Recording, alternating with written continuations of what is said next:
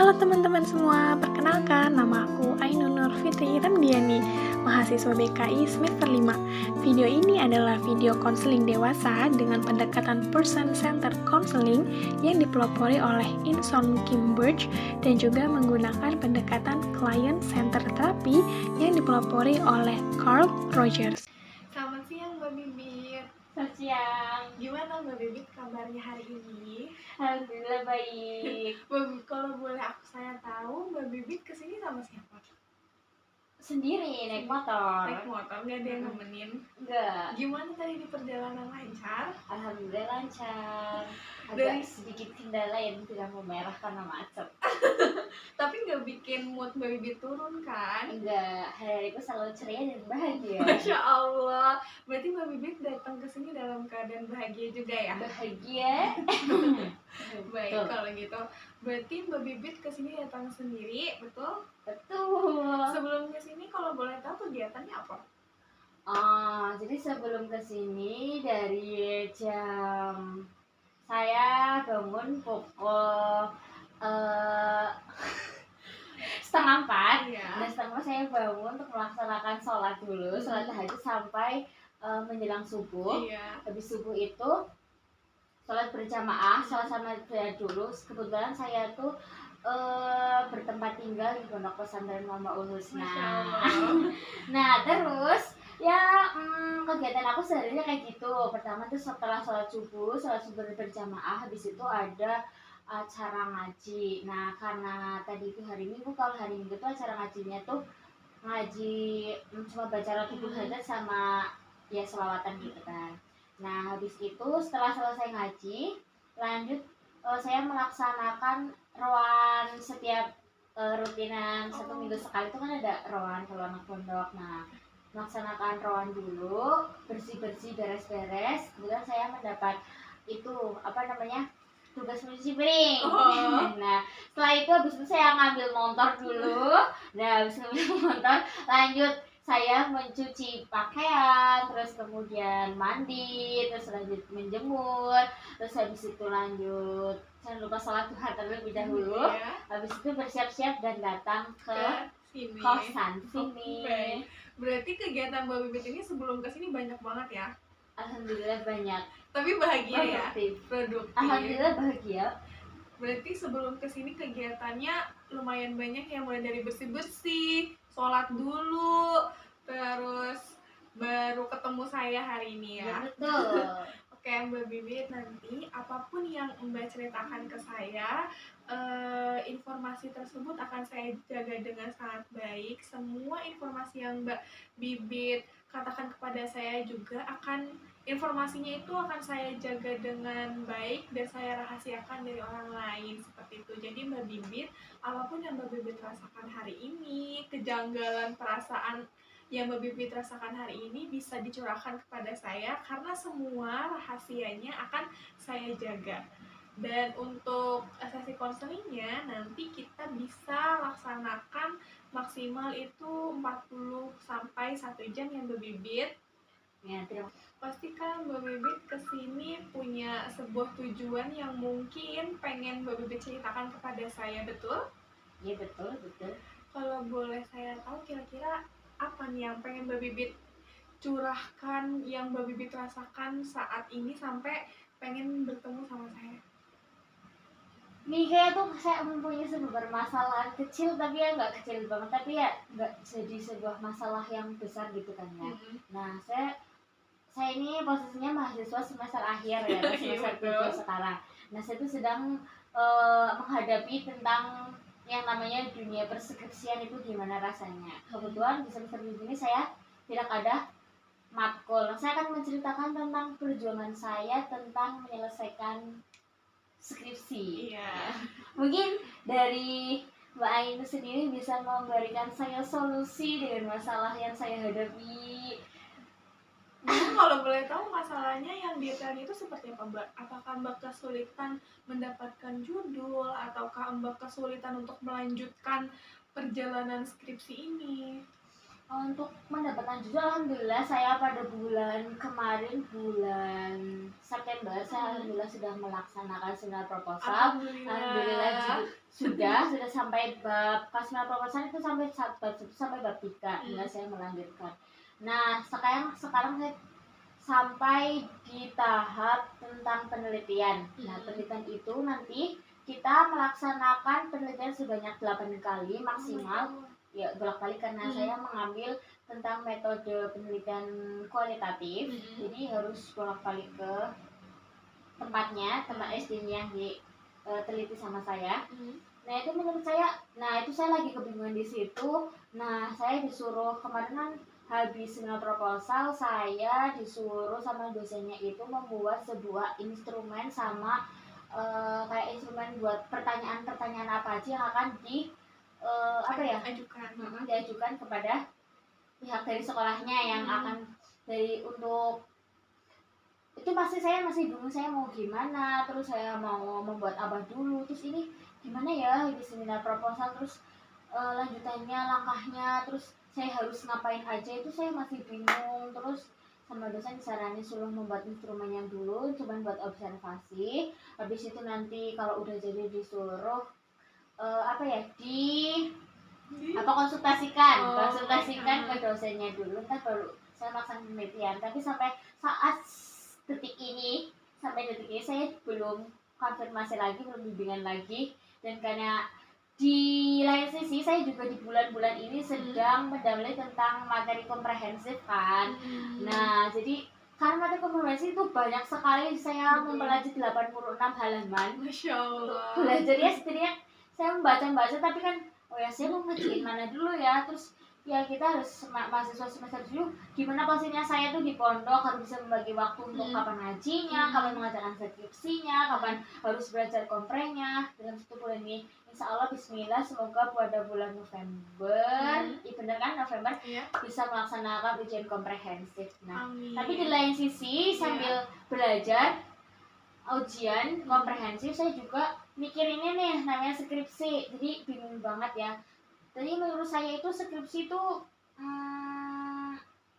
gimana ya, kalau udah buka laptop, godaannya itu adalah satu, HP, nantilah 5 menit lagi, nantilah 3 menit lagi untuk mengerjakan.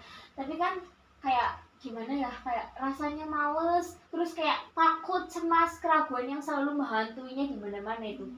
Nah, itu berarti bisa saya simpulkan kalau Mbak Bibit ini tuh orangnya gampang terdistraksi ya sama HP kalau lagi ngerjain skripsi.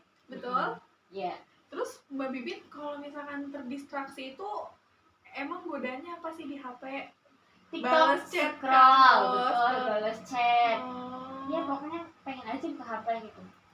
Tapi biasanya kalau buat laptop itu, kalau aku benar-benar gak mood, ya aku nggak buka. Masalah kalau dipaksa buka ya terpaksa, ntar jadinya ya jadi nggak maksimal gitu. Tapi kalau aku bisa seharian, bisa sangat niat, dan dalam sehari itu aku mengurung terus di kamar, terus bisa sampai dapat banyak itu loh, dapat berapa kayak gitu. Tapi tipenya aku kalau mengajarkan skripsi itu kayak juga aneh dengan diriku sendiri. Kan orang-orang kalau mengajarkan tugas itu pada pakai musik kayak gitu, aku tuh nggak bisa. Kudunya fokus dan fokus ke laptop, dan ya sambil mengerjakan gitu. Berarti tipenya orang yang kalau mengerjakan tugas itu yang sunyi, yang sepi suasananya. Betul. Ya. Berarti sekarang masalahnya ini Mbak Bibit itu pengen lanjut untuk penelitian. Cuman memang Mbak Bibit ini orangnya gampang terdistraksi ya. Betul. Sama HP gitu. Betul kan? Betul. Terus kendalanya juga ya setidaknya saya sudah mempunyai plan ke depannya lah, kayak apa harus apa yang harus aku lakukan gitu.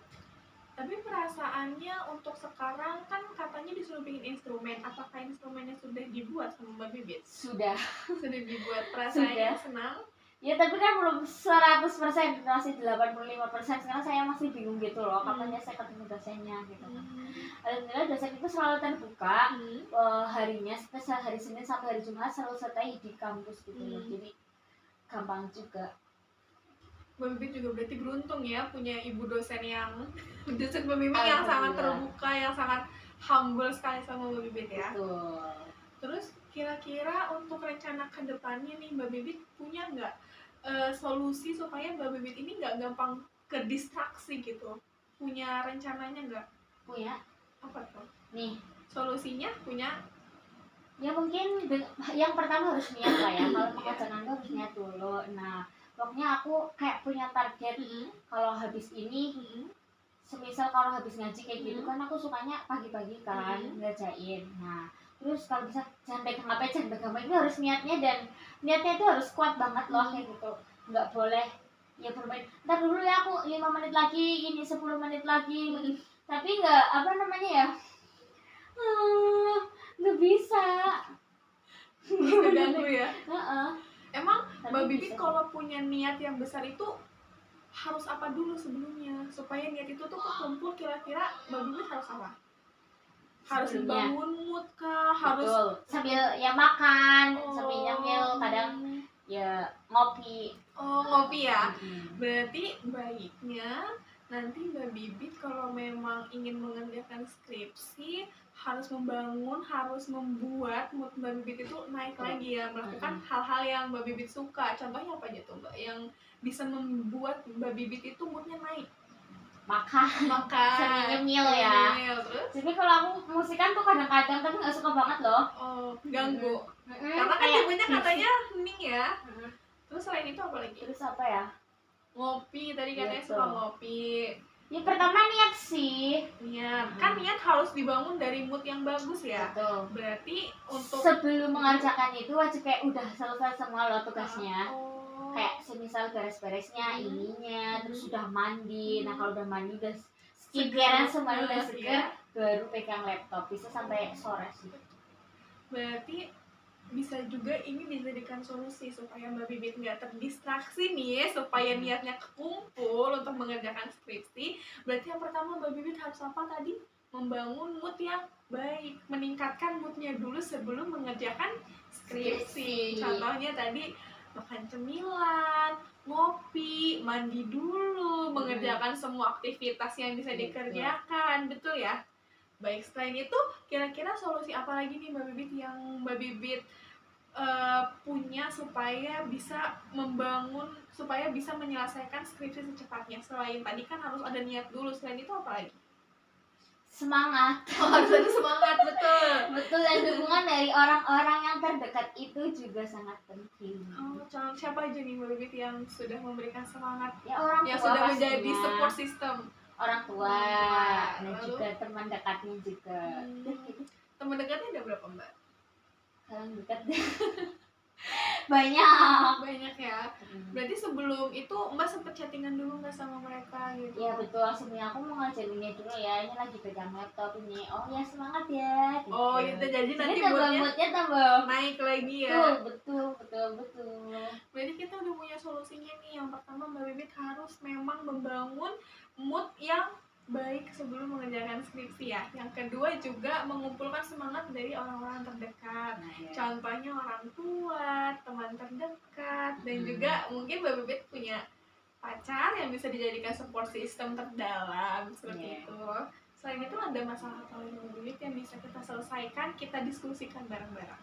Masalah apa ya? Ini sih yang masalah yang lagi dihadapi.